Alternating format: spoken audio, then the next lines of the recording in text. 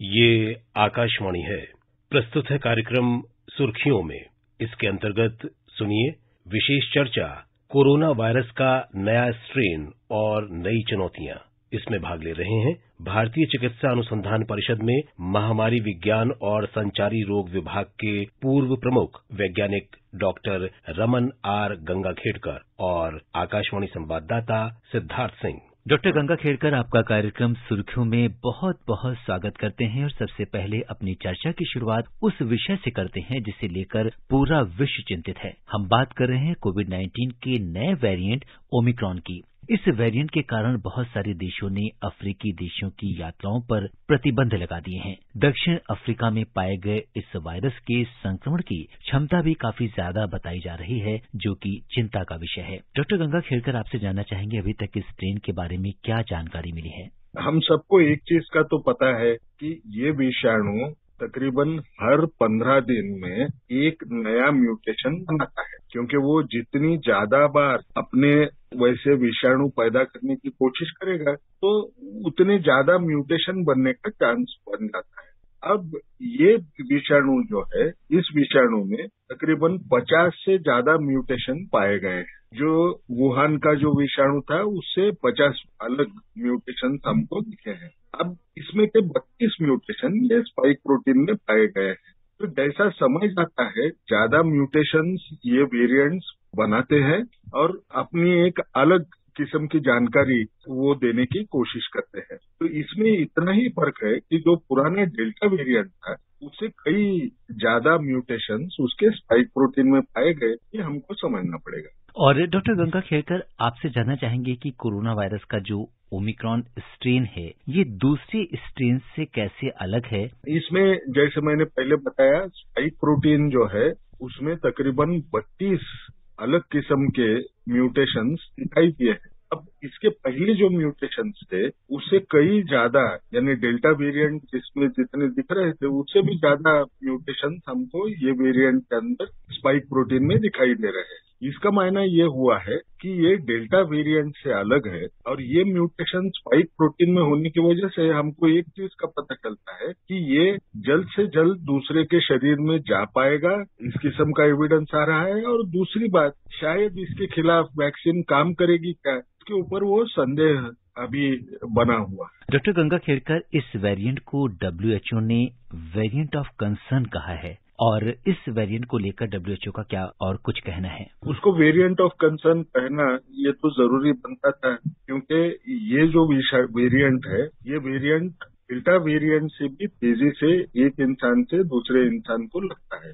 तो इसका मतलब ये हुआ कि ये म्यूटेशन की वजह से वो तेजी से फैलने की ताकत ये विषाणु में आई है। और दूसरी बात, ये जो वेरिएंट है इसमें जो आम वेरिएंट थे डेल्टा वेरिएंट, उसमें हमको क्या दिखता था कि तीनों में से कोई भी जीन RT-PCR में था, वो उसमें के 2 जीन पॉजिटिव आते थे। लेकिन इसके स्पाइक प्रोटीन के अंदर 32 म्यूटेशन रहने की वजह से स्पाइक प्रोटीन का जो जीन होता है वो दिखता नहीं। इसका मतलब इसने डायग्नोसिस के ऊपर भी थोड़ा सा बदलाव लाया है, इसमें कोई शक नहीं। इसलिए उन्होंने वेरिएंट ऑफ कंसर्न कहा है। डॉक्टर गंगाखेड़कर, इस स्ट्रेन को RT-PCR के माध्यम से क्या डिटेक्ट किया जा सकता है? RT-PCR में 3 जीन्स होते हैं। वो 3 जीन्स में से 2 जीन अगर पॉजिटिव आए तो हम उसको बोलते हैं कि ये इंसान की RT-PCR टेस्ट पॉजिटिव आई। अब ये 3 जीन्स में एक जीन जो होता है वो स्पाइक का जो जीन है, स्पाइक प्रोटीन का,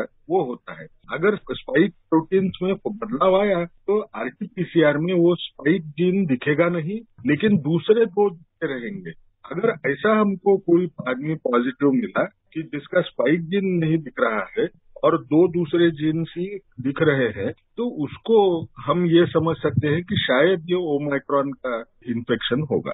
डॉक्टर गंगाखेड़कर, इस स्ट्रेन से होने वाला जो संक्रमण है, उस संक्रमण के लक्षण क्या उसी तरीके के हैं जैसा कि पहले वेरिएंट्स में थे या कुछ अलग हैं? ये तो अभी अभी शुरुआत हुई है, अभी भी पूरा डेटा किसी के पास नहीं है, लेकिन जो भी जानकारी आ रही है उसमें इस किस्म का पता चल रहा है कि माइल्ड किस्म के लक्षण दिखाई देते हैं, जो कोविड में भी आमतौर पे दिखाई दे रहे थे। लेकिन इसमें और डेल्टा वेरिएंट के लक्षणों में बहुत फर्क है क्या, ये समझने के लिए हमको थोड़ी देर रुकना पड़ेगा। इसमें हमने एक ही समझदारी बताना है, जो भी लक्षण कोविड के थे वही लक्षण अगर मेरे शरीर में दिखते हैं तो मैंने टेस्ट करने आगे जाना है। कि सिर्फ इतना ही आज हमने याद रखा, तो उसके फर्क का जब पता चलेगा हम लोगों को बताएं। और बात ये आती है कि इस स्ट्रेन को लेकर हमें क्या कुछ सावधानियां रखनी होंगी, क्योंकि जैसा कि पूरे विश्व में इसे लेकर मंथन चल रहा है। इस ट्रेन को लेके हमको सबसे पहली चीज ये समझना पड़ेगा कि अभी भी कोरोना दुनिया में से गया नहीं है। कई हिस्सों में कोरोना अभी भी तेजी से सब तरफ फैल रहा है। वो जितने ज्यादा लोगों के शरीर में जाएगा उतना ये वेरिएंट्स बनने का चांस बढ़ते जाने वाला है।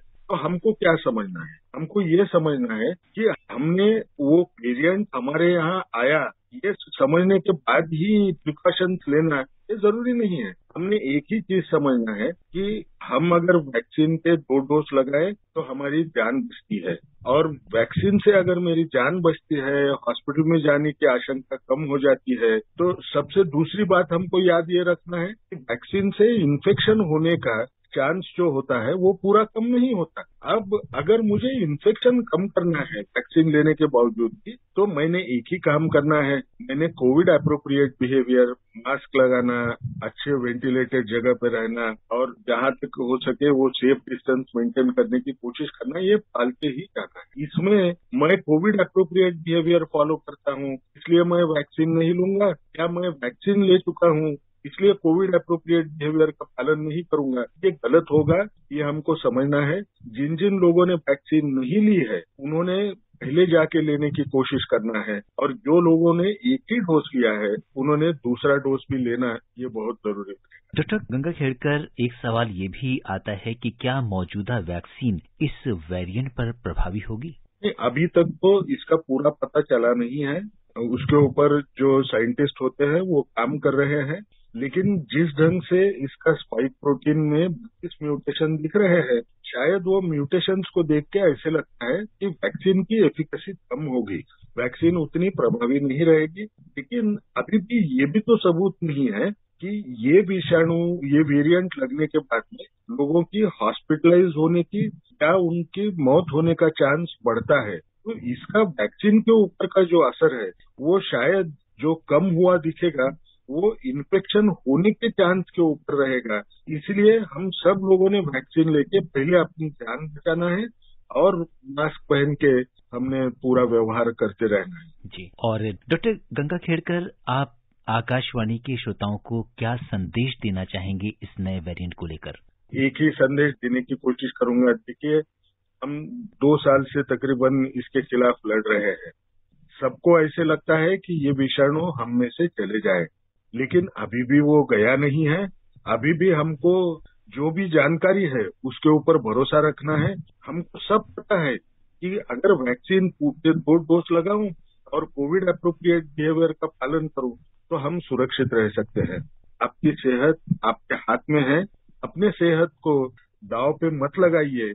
जहां तक हो सके इन दोनों चीजों के तरफ ख्याल देके अगर हम रह पाए तो हमको कुछ ही समय में शायद ऐसे भी उम्मीद रखने में कोई गलत नहीं होगा कि ये विषाणु पूरे दुनिया में से स्लोली चले जाएगा। डॉक्टर गंगाखेड़कर, आप कार्यक्रम सुर्खियों से जुड़े और आपने आकाशवाणी के श्रोताओं से तमाम जानकारी साझा की। आपका बहुत बहुत धन्यवाद और आभार। Thank you. अभी आप सुन रहे थे विशेष चर्चा, कोरोना वायरस का नया स्ट्रेन और नई चुनौतियां। इसमें भाग ले रहे थे भारतीय चिकित्सा अनुसंधान परिषद में महामारी विज्ञान और संचारी रोग विभाग के पूर्व प्रमुख वैज्ञानिक डॉक्टर रमन आर गंगाखेड़कर और आकाशवाणी संवाददाता सिद्धार्थ सिंह। ये कार्यक्रम आकाशवाणी के समाचार सेवा प्रभाग द्वारा प्रस्तुत किया गया। इसे आप हमारे mobile app news on AIR और YouTube channel news on AIR official पर भी सुन सकते हैं। इस कार्यक्रम के संबंध में अपनी प्रतिक्रिया आप हमें ईमेल कर सकते हैं। पता है airnsdtalks@gmail.com। ये कार्यक्रम फिर से सुनने के लिए लॉग ऑन करें हमारी वेबसाइट newsonair.nic.in।